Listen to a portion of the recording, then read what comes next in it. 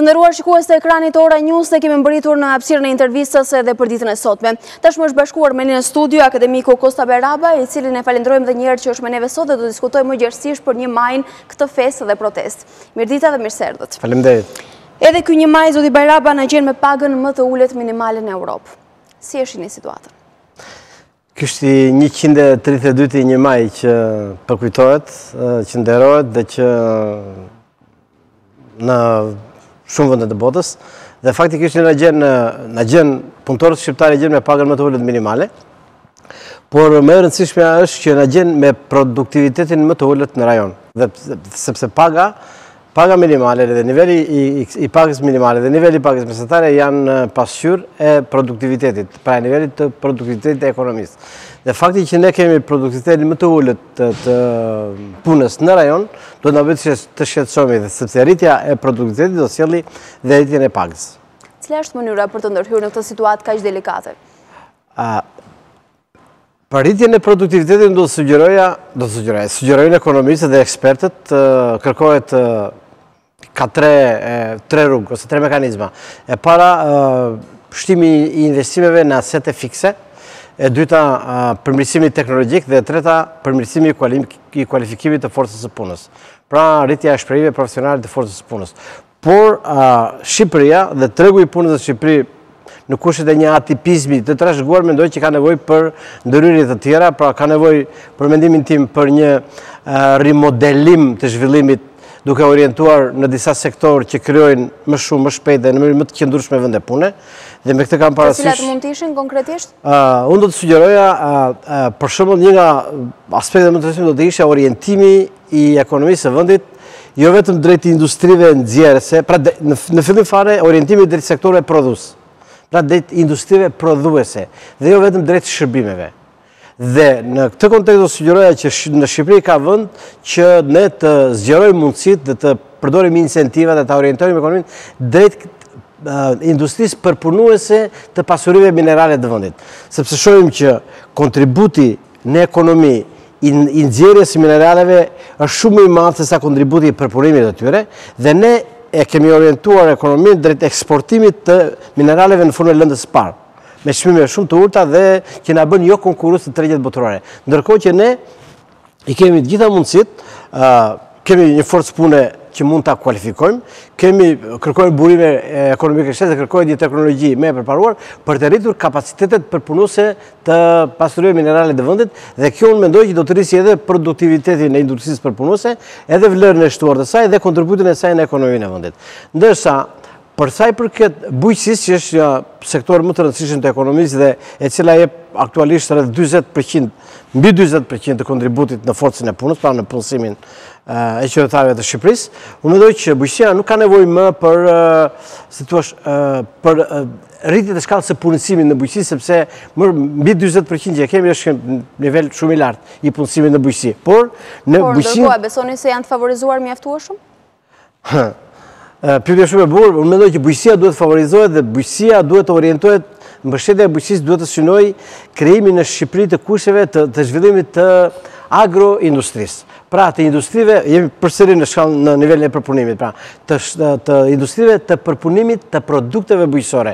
Në mënyrë që produktet bujqësore fermerët shqiptarë ato që prodhojnë dhe që nuk i eksportojnë dot ose nuk i nxjerrin dot në treg në gjatë stinës, dhe të cilat pastaj detyrojnë një pjesë të tyre të shkojnë dëm, ato mund të orientohen drejt përpunimit pra të këtyre produkteve, pra dhe mbështetja e zhvillimit të industrisë agropërpunuese për më do të ishte një drejtim tjetër i rëndësishëm, jo vetëm për rritjen e kontributit të bujqësisë në ekonomi, por edhe për rritjen e produktivitetit të bujqësisë, sepse bujqësia shqiptare aktualisht punëson mbi 40% të forcës së punës, por jep mbi 20% të kontributit në prodhimin e përgjithshëm të vendit. Gjë që ndërsa me sektorin e shërbimeve unë mendoj se është bërë një punë e mirë për të ngushtuar asimetrinë midis produktivitetit të sistemit dhe kontributit të sistemit në punësim dhe në produktin e përgjithshëm bruto, sepse aktualisht shërbimet japin mbi 40%, rreth 45% të kontributit në prodhimin e përgjithshëm, por japin më pak se 20% të kontributit në punësim. Pra, tregon që sektori i shërbimeve noton ende në një informalitet shumë të madh dhe kjo strategji e ngushtimit, e luftimit, e reduktimit, le të themi, të informalitetit në ekonominë shqiptare, në sektorin e shërbimeve ka bërë sens dhe bën më shumë sens të vazhdohet sepse do të gjallëroj tregun, do ta bëj tregun e punës më fleksibël, por dhe do të rrisë kontributin e shërbimeve në punësim. Në një tratativë për të krahasuar Shqipërinë me vendet e tjera të rajonit, jemi më të dizavantazhuar kur flasim për krah pune, profesionist apo tek metodologjia dhe iniciativat institucionale në këtë rast? Mendoj që ne kemi nevojë për një riorientim të zhvillimit ekonomik dhe më shumë në politikat e zhvillimit industrial, se sa në përgatitjen e forcës punës. Mendoj, ne kemi një forcë pune të gjallë, dinamike, e cila kërkon shprehje, kemi një forcë pune me nivel të lartë arsimor dhe kulturor, por jo me shprehje të nevojshme për treg. Kjo është kontradikti e parë. E dyta është që ne kemi nevojë për më shumë politika të zhvillimit ekonomik dhe industrial dhe do ta krahasoj me një vendin fqinj që kemi Maqedoninë. Për shembull, Maqedonia, ndryshimi i orientimit e ekonomisë maqedonse nga ekonomia jonë është që Maqedonia e ka orientuar ekonominë më shumë drejt sektorëve prodhuese. Dhe nëse shikojmë, për shembull 10 ose edhe 100 punëdhënësit më të mëdhenj në Shqipëri dhe në Maqedoni, do shohim që nëse në Shqipëri punëdhënësit më të mëdhenj janë punëdhënës publik, pra ndërmarrje të mëdha të sektorit shtetëror si korporatat e energjisë për shembull, ose në rastin kur nuk janë ndërmarrje publike janë kompani jo prodhuese, kompani shërbimesh, tipu loto sportive, call centra, etc. Në një edhe në teknologjinë e informacionit, por jo në sektorin prodhues. Ndërsa ekonomia maqedonse ka më tepër pra orientim dhe më tepër vëllim më të madh sektori prodhues në ekonominë e përgjithshme të vendit, dhe për këtë arsye Maqedonia po i mbijeton më mirë sfidave të zhvillimit dhe ka krijuar një ekonomi që krijon më shumë vende pune dhe më të qëndrueshme vende pune në krahasim me ekonominë shqiptare. Besoj se e pa sot u hap panajiri i përvitshëm tradicional, panajiri kombëtar i punës, i cili nuk mungoi as në këtë datë 1 maj. Dëgjuam deklaratën e kryeministrit, tha se të rinjtë tanë nuk janë të interesuar për punë, që ndrojnë në Facebook, ndërkohë që u tha të orientoheshin më shumë drejt sektorit privat dhe jo atij shtetëror.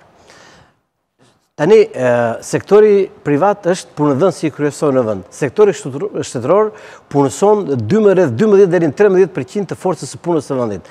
Dhe generatori kryesor, hambari kryesor i prodhimit të vendeve të punës në Shqipëri duhet të jetë dhe është faktikisht sektori privat.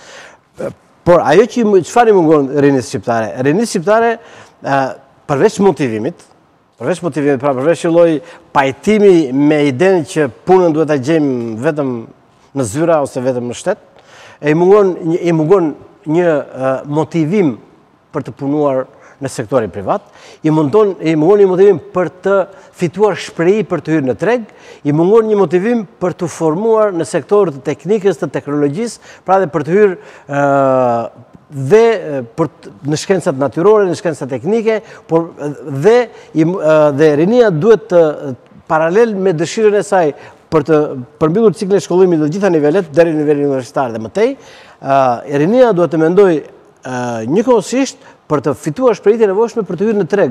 Dhe në tregun e punës nuk mund të hysh edhe pa pasur një diplomë universitare, dhe përveç kësaj askush nuk jam kundër prirjes së rinisë për të shkuar në universitet, por diploma universitare jo në çdo rast është një patent për një licencë për të hyrë në tregun e punës. Besoj se mungesa e motivimit është justifikueshme dhe kjo mjafton të rikujtojmë shifrat e pagës minimale dhe minimumit jetik për vendin tonë. Janë dy tema që ju i njihni mirë dhe besoj se mund të jepni një opinion koncis. Po këtu jemi në një rreth vicioz, sepse thash që paga minimale, sipas mendimit, paga minimale askush nuk mund të jetë kundër rritjes së pagës minimale, por do të bëjmë kujdes që paga minimale nuk mund të rritet përtej aftësive paguese të ekonomisë. Kundër nuk mund të jenë, po jemi në rrethanat reale që mund të arrisim pagën minimale qoftë në sektorin publik dhe atë privat. Po të pyesim sindikalistët do thonë po, po të pyesim punëdhënësit do thonë jo, po të pyesim qeveria... Edhe për sindikalistët kemi dyshime, sepse nuk janë aktiv mjaftueshëm, ata kanë mjete paqësorë dhe kushtetuese për të luftuar. Rritje pagash, sepse sindikalistët kanë parimin e klubit, kërkojnë të drejta për ata që kanë, dhe jo për ata, por duhet mendojmë, nëse mendojmë që jashtë tregut të punës ka grupe të mëdha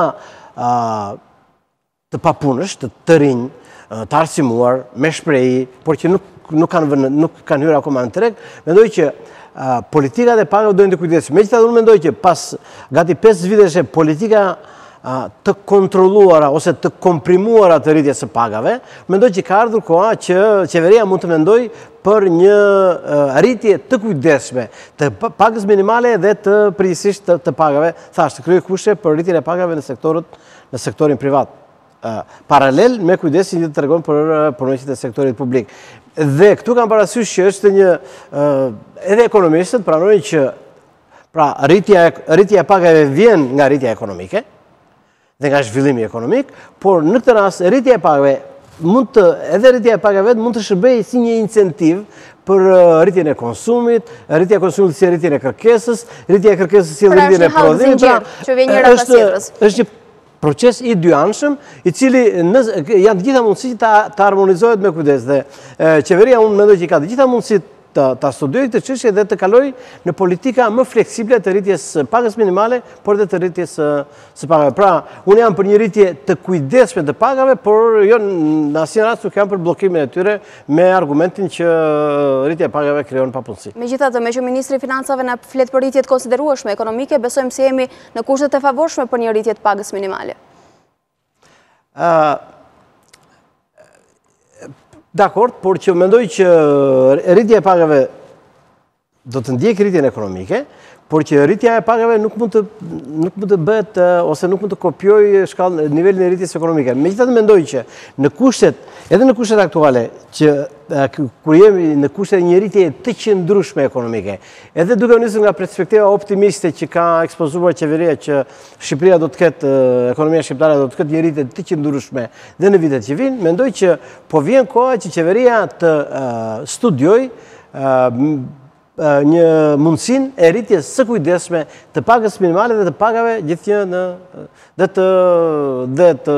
punëdhënësit duhet të mendojnë për mundësinë e rritjes së pagave në sektorin privat. Sepse rritja e pagave kuptohet që punëdhënësit nuk duhet ta mendojnë dhe kompanitë në sektorin privat nuk duhet ta mendojnë rritjen e pagave si një dëmtim ose si kufizim të fitimeve të tyre. Sepse rritja e pagave në perspektiva afatbesme dhe afatgjata, i shërben më mirë sektorit privat, i shërben më mirë punëdhënësit në sektorin privat, sepse sa më mirë të jetojnë punëtorët që punojnë në ndërmarrjet e tyre, sa më të shëndetshëm dhe sa më të mirëqenie më të lartë të kenë ata, aq më produktive. Pra rritja e pagave do të shërbejë rritjes së produktivitetit të fuqisë punëtore, rritjes së kualifikimit të fuqisë punëtore, dhe unë jam me këtë që paralel me rritjen e pagave ne duhet të kërkojmë rritjen e kontributit të sektorit privat në formimin e forcës së punës, sepse përpjekjet që ka bërë qeveria gjatë 4-5 viteve të fundit për rritjen e kapaciteteve të arsimit dhe formimit profesional duhet të plotësohen nga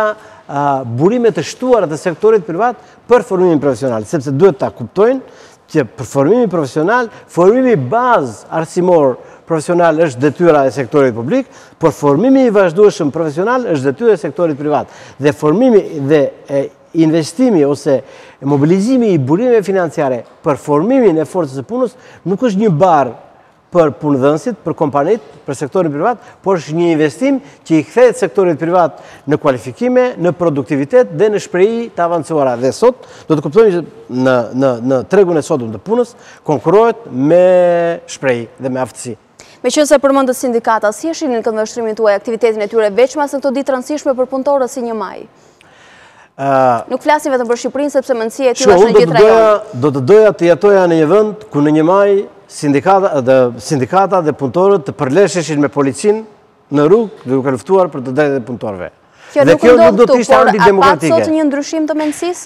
Kishte protesta në disa vende, u iniciuan disa nisma, gjysmake, megjithatë prezente ishin. Kishte protesta, por nuk kemi një ndërgjegjësim të sindikatave, dhe ajo që është kryesorja, fuqia e tregut e sindikatave është ende shumë e ulët. Dhe kjo është pjesërisht për fajt të sindikatave dhe të demokratizimit forcës goditëse të tyre, lëvizjes sindikaliste, por është pjesërisht e për shkak të natyrës e ekonomisë shqiptare, sepse ekonomisë shqiptare i mungon sektori prodhues, mungojnë fabrikat, mungojnë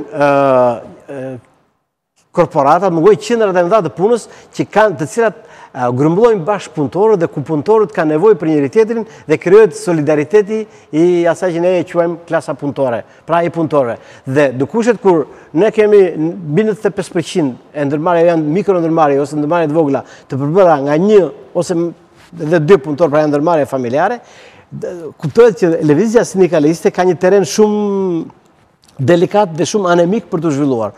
Dhe prandaj politika për rritjen në strukturën e ndërmarrjeve të mesme dhe të ndërmarrjeve të mëdha do të jetë një incentiv, një mekanizëm që do të fuqizojë dhe lëvizjen sindikaliste dhe do të rrisë fuqinë e saj në treg, sepse ne folëm për rritjen e pagave, por nëse ne do të kishim një lëvizje sindikaliste më të fuqishme, me një fuqi më të madhe të tregu, ajo do të ishte imponuar qeverisë për të rritur pagat. Por kuptohet që lëvizja sindikaliste është në nivelin që është dhe ekonomia është në nivelin që është dhe mirëqenia e shqiptarëve dhe e punëtorëve dhe gjendja e drejtave të tyre është në nivelin që është. Le të shpresojmë të zgjohen dhe mos na gjejë kështu dhe një maj tjetër. Faleminderit që ishte me ne sot. Një maj tjetër me siguri do na gjejë më mirë. Faleminderit edhe ju për ftesë.